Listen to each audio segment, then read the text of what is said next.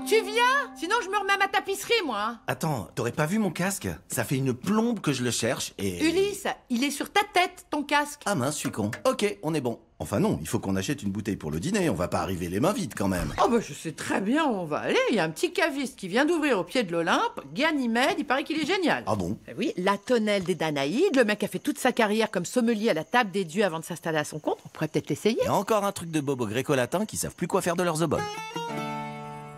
C'est pas un peu chichiteux? En tout cas, il a des super commentaires sur MeetAdvisor. Vous sentez l'arôme de moussaka? Ah oui, c'est fou. Avec un peu de tzatziki en attaque, non? C'est vrai qu'il est bon. On part sur une caisse alors? Excellent. Maxence, tu t'en occupes? Nickel. Et si vous êtes un peu joueur, essayez de repasser un jeudi, on organise des dégustations à l'aveugle avec Homer. À nous, vous savez un peu ce que vous cherchez? Bah on a eu une mauvaise expérience récemment avec un château cerbère, alors on voudrait quelque chose qui tape un peu moins. Je sais pas si vous voyez ce que je veux dire. Alors là, vous avez frappé à la bonne porte. Moi, tous les vins produits dans le tartare, la bourrée de soufre et qui vous font une gueule de chien à 3 têtes le lendemain matin, j'ai arrêté depuis longtemps. Pour le reste, on n'a pas trop d'a priori. Ça tombe très bien parce qu'on a un château d'Édale de chez Minos en dégustation. Alors c'est un petit vin crétois qui va très bien sur du tarama ou sur de la chair humaine. Si vous aimez le vin naturel, vous avez en tomber red dingue. Tenez, minute découverte. Il a un petit goût de pisse de vache quand même, non? Ah bah si la question c'est est-ce qu'il a poussé sous le cul du Minotaure, là je peux pas vous assurer du contraire.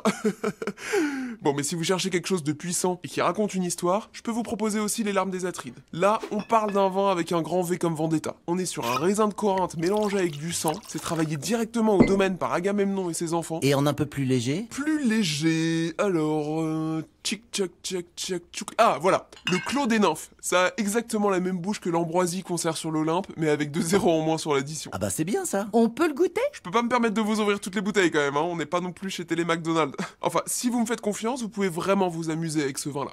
Et si on partait plutôt sur de l'ouzo? Eh ben c'est malin, il nous a virés. Et à cette heure-ci, bonjour la galère pour trouver un autre truc ouvert. Comment il se l'a raconté, sérieux? Tiens, regarde, il y a un dieu précolombien qui tient une supérette là-bas.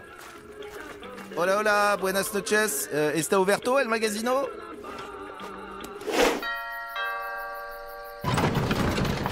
Salut Hélène, désolée, on arrive tard. T'en fais pas. Achille et Patrocle sont pas encore arrivés. Oh mais non, c'était pas la peine d'apporter du vin. C'est un cubi de tequila.